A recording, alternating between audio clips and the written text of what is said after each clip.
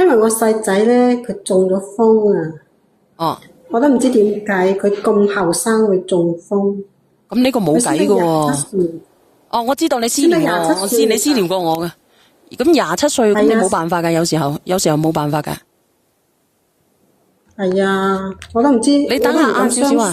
佢之前練過我嘅呢個姐姐，佢又私聊過我嘅。你個仔中咗風啊！你講啊！係啊，啊，我真係唔敢相信啊！呢個好難講喎，姐姐我都已經同你講過啦，你可以去醫院查下基因嘅。呢個真係唔係好乜嘢喎。真係我都唔係好清楚點解會中風。上個月咧就同啲朋友出去飲啤酒啊，後尾唔知點解翻到屋企咧，突然間就嘔白泡喎，然後送咗去醫院，醫生就話酒精中毒啊，然後住咗7日院。我知啊，你講過啊。出院10日。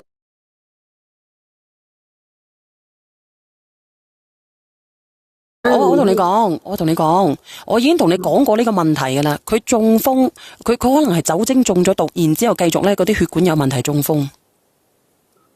咁我又唔識得喎。生活習慣基因問題咯，咁點啊，姐姐？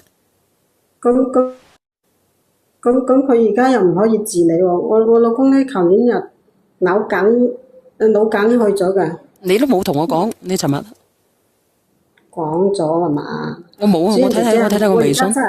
而家我個仔咧就喺醫院嘅，佢需要好多錢啊，咁我手上冇錢，冇咩錢，我就想話叫大仔幫下，適當咁係嘛？我尋日都同你講冇可能噶啦，我睇睇我。問佢攞20萬出嚟啦，大新抱同大仔就嘈。哦，我知道係邊個。你嗰個大仔唔係你老公親生噶嘛？喺我仔3歲嗰時走咗，我帶住個仔嫁我而家個老公噶嘛。咁都係我老公養大佢。姐姐，問題係咁樣嘅喎。你之前咧，你之前攞過你自己個仔幾廿萬喎，20幾萬俾你個細仔喎。咁係嗰時係因為有啲咁嘅事嘅，5年前咧我係攞過。咁咪就係咯，咁你而家點樣啊？當時我細仔咧，佢個女朋友有咗啊嘛，有咗成6個月啦。嗱，呢個件事咧係咁樣嘅，呢個姐姐咧，我同你講，呢個阿姨咧，佢有2個仔嘅，佢個大仔咧係執翻嚟嘅，唔係執翻嚟嘅，係跟住以前個老公咧嫁過而家個老公嘅。咁佢以前嗰個邊個咧？佢以前嗰個老公咧就死咗嘅。咁而家咧就帶住呢個然之後咧佢個大仔啊，你個大仔咧就跟住你就嫁咗而家個老公，又生咗個細仔。但而家呢個你個細仔就而家咧佢就中咗風係咪啊？定係心梗啊，心腦血管有問題嘅。但係你個細仔佢係乜嘢咧？你個細仔咧佢係佢係酒精中毒之後嘅。你個仔經常去蒲吧，姐姐。係啊，佢酒精中毒之後先至話咁你而家你係想你個大仔去幫下你個細仔？係啊，咁佢哋係2兄弟嚟噶嘛，我冇咁嘅能力，梗係想個仔。但係你聽我講，但係你自己話俾我知，你個大仔攞咗1萬蚊過嚟俾你。係啊，佢就攞1萬蚊過嚟打發我啫喎。唔係打發啦，姐姐，唔係打發。你要知道，你咁多年前，你個大仔同埋你個大新抱佢哋結婚，你乜嘢都冇俾佢哋，乜嘢都冇俾過佢哋。結婚之前，你個大仔對你咁好，攞咗20幾萬放喺你嗰度，你一分一毫攞晒俾你個細仔去還賭債，去還賭債，去起屋嘛咁唔應該幫咩？係嘛？唔係話應唔應該幫啊，姐姐，唔係話應唔應該幫啊，係因為咧大家都成年噶啦，佢一家你一主係咪？你個細仔而家又結咗婚，你個大仔亦都結咗婚係咪？而家係結咗婚，但係我攞佢嗰幾十萬嘅時候，佢未結婚噶嘛。佢未結婚咁，但係而家佢成咗家啦嘛。係，佢哋都幫外父打理生意，佢哋咁佢幫外父打理生意嗰啲錢係咪外父嘅？唔係你哋嘅。咁佢哋都過得幾好噶嘛？咁我係要諗住話叫佢攞20萬出嚟幫下個細佬啫。咁嗰20萬，咁如果佢個老婆唔同意咧？依家就係佢哋唔同意咯，所以我話唔知點算咯。唔同意嘅，你屋企有嗱，我同你講，你個細仔咧係咪攞嚟嘅？佢自己20幾歲，佢自己係咪有能力去承擔？佢自己有民事能力，佢係咪應該要承擔呢個責任咧？你覺得應唔應該幫啊？嗱，我同你講，就算你個仔願意幫，你個老婆你個新抱都唔會幫嘅。依家就係咁嘅問題咯，所以我咪想同你傾下咯。傾乜鬼啫？我都已經同你講過噶啦，你喺微信嗰度已經講過噶啦。你點幫啊？我問你，吓？咁離婚啊？咁唔通睇住佢死啊？咁邊個願意？我同你講，邊個願意等自己嘅小朋友去死嘅？但係佢唔係話我突然之間，唔係呢個病咧係佢自己作出嚟嘅。點樣作出嚟？自作自受作出嚟嘅。佢自己唔要佢自己嘅健康，自己走去醉生夢死得作出嚟嘅。咁而家啲後生未有點樣講咧？佢哋未有，我覺得依家啲後生都係未有咩負擔之前都係好咩嘅。我想問下直播間嘅朋友仔啦，你有冇嗱呢個姐姐仔咧？佢係啊，你話俾我知啊！嗱，呢件事咧，應該你哋聽到嗱，我今日講俾佢知，佢已經講咗好多次俾我知嘅，又發信息，又打電話，我自己都好頭痛。你哋不如同佢傾傾好唔好？你哋有冇人同佢傾？我已經講到500萬次嘅姐姐，你有冇啲阿姨同佢傾傾啊？有冇人諗辦法點樣去解決呢？係咯，幫下我諗下計仔咯。你話俾我知啊！呢個姐姐真係怪怪地嘅，我同你講。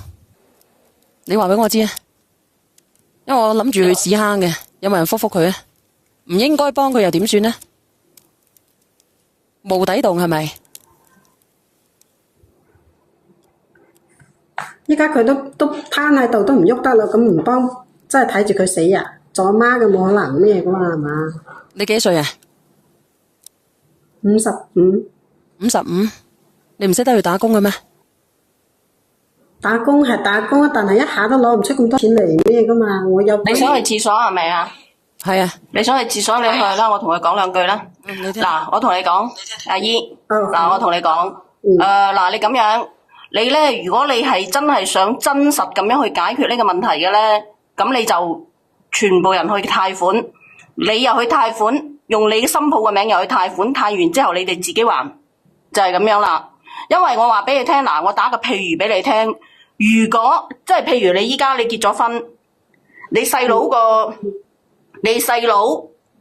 啊嗰邊即係嗰個頭家，跟住過嚟叫你俾咁多錢，已經俾咗20幾萬噶啦，之前跟住依家又要俾，咁你點算？你會唔會俾？之前嗰啲錢係大仔未結婚之前嘅。嗱，我話俾你聽，咁你憑乜嘢？你用咗你大仔嘅錢，你將你大仔嘅錢俾你二仔咧？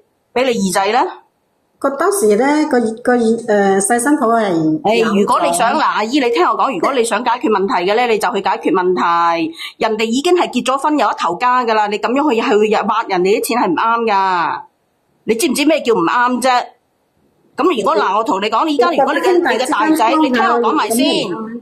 如果你依家你嘅大仔攞咗20幾萬出嚟去救你嘅仔，你嘅仔跟住又可能過2日喺個 ICU 一出嚟又死去飲噶啦。冇噶，佢而家話佢知道錯噶啦喎，佢好。你依家你嘅仔喺個 ICU 嗰度點知錯咧？佢自己咩？佢話佢知道錯噶啦喎，佢會講。你嘅仔喺個 ICU 嗰度點會同你講佢知錯咧？你解決問題你去貸款啦，你喺度哀冇用噶。我哀嚇你，你會唔會俾20幾萬俾我使啊？人哋個老婆一陣間同佢離婚啊！你嘅大仔個老婆啊，你搞到人哋咁怒火啊！一陣間啊，佢而家大新抱都煽動我大仔同我哋呢邊斷咗唔聯繫。我都算啦，話俾你聽啊，因為人哋之前其實你講唔講道理嘅啫，做人喺呢個世界上使唔使講道理嘅啫？係咁死糾纏爛糾纏咁樣，你使唔使講道理？講道理，你大仔嘅錢你就唔應該去喐。如果你喐之前，你應該同你嘅大仔商量下。咁我而家點算啫？我就係諗住。你依家去貸款啊！你去貸款。我50幾歲能夠貸幾多錢嘅啫？你嘅仔、你嘅新抱可以貸噶，佢有屋啊貸到噶啦。我貸都還唔到啦，咁大年紀。你冇理佢還唔還到，批咗俾你先。咁咪你個仔第日上黑戶啦，冇辦法噶啦，坐唔到飛機啫嘛，又唔會有啲乜嘢後果嘅。個新抱唔肯去貸款嘅喎，個細新抱。你個新抱唔肯貸嘅話，嗰間屋係邊個嘅名啊？個細仔同埋個細新抱嘅名。貸得到嘅，你叫佢啦。如果佢唔肯救佢嘅話，咁就係你個仔嘅命嚟噶啦。如果你個新抱，你個新抱都唔救，你憑咩叫你個仔去救啊？你真係多鬼餘嘅。咁個仔都係兄弟啊嘛，咁嗱，我問下你，點解個新抱唔夠要你個仔去救？佢又唔係話唔夠，佢話佢自己依家都咩一下攞唔出錢嘅啫，佢話用間屋去抵咗佢，貸款出嚟，跟住你個仔咧，如果咁樣都唔生性，你個細仔都唔係好賣嘅喎，抵咗佢啊！你去貸款啊，姨，你唔使講乜嘢啦，你去貸款，你知唔知咩叫貸款？貸款，你俾你間屋咧，你叫人哋去幫你貸，你貸到噶啦。你俾攞你間屋出嚟，你攞去銀行嗰度貸，係貸到出嚟噶啦。我覺得我還唔起，還唔還得起？你還唔還得起？咁你所以依家你咪想白攞人哋啲錢咯？你唔肯，你諗住你根本嚟講去攞人哋白攞人哋啲錢，你唔好上嚟啦。你白攞人哋啲錢都得嘅咩？我同你講，佢已經揾過好多次嘅，打電話打到我暈暈頓頓啊！你依家係啊，我聽到你好煩啊，所以我講上嚟，我話俾你聽，你依家你咁白要人哋啲錢，你就係唔啱嘅。你點可以白要人哋啲錢嘅咧？你而家擺到明就係要人哋啲錢。阿媽同仔都要講話白要噶。係啊，佢對你淨係有贍養義務噶咋。嗱，你養咗你個仔長大係咪？咁你個仔養你養你老嘅時候，就唔需要對個細佬係冇承擔嗰個義務嘅。咁我諗住話要佢幫下啫，冇話要佢承擔晒噶。咁佢咪攞咗1萬蚊過嚟俾你咩？阿姨，我問你一句說話，你老老實實答我。你係咪覺得死糾纏你就會有呢個20幾萬？你依家你叫人哋白俾20幾萬俾你喎，係白俾你噶喎，都冇諗住還喎。我聽咗咁耐。佢好翻之後，佢會做嘢噶嘛？點會話冇諗住還？咁咪係咯。咁你個仔好翻之後會做嘢係咪？有工資嘅係咪？咁到時嘅話，一貸款出嚟咪可以還咯。唔係，你聽我講，佢個仔救唔到嘅，我睇。救唔到嘅，我睇過佢相啊，我唔，因為我攞嚟封號。佢個仔啊，你睇咗佢個相係咩啊？唔係啊，佢截咗圖有視頻嘅，我費事有我封號嘅。佢個仔啊，佢個仔賴屎賴尿嘅，唔喐得噶。佢已經日之前有個酒精中毒噶啦，醫唔到噶。我唔係呃你嘅，真係嘅咧。所以佢自己又心急，真係唔得噶。我有視頻噶。咁我而家點算咧？我真係你如果你。阿姨，其實你一句說話，你使人哋講夠1萬次啫吓，講夠1萬次，你好油鹽不進嘅話俾你聽，我真係嘅。你去貸款，如果你真係有心嘅，你就去貸款。你成日講冇得還，咁你冇得還嘅話，咁你點解你個仔嗰度你又話慢慢還咧？去到銀行嗰度又冇得還咧？係啊，咁算啦。係啦，唔好上嚟啦吓，唔好上嚟啦，唔好上嚟啦，係咁啦。真係嘅，姐姐唔係講笑嘅，唔係話唔想同你傾啊，真係唔願意。佢真係你個大仔真係已經係極限嚟噶啦，俾咗1萬蚊你已經好好嘅。咁我自己諗計啦吓，係咁。好差噶佢啲態度，好差嘅我同你講。差唔差？喂，小袁，我問下你，你覺得啱啱嗰個頭咪佢係咪真係落毒啊？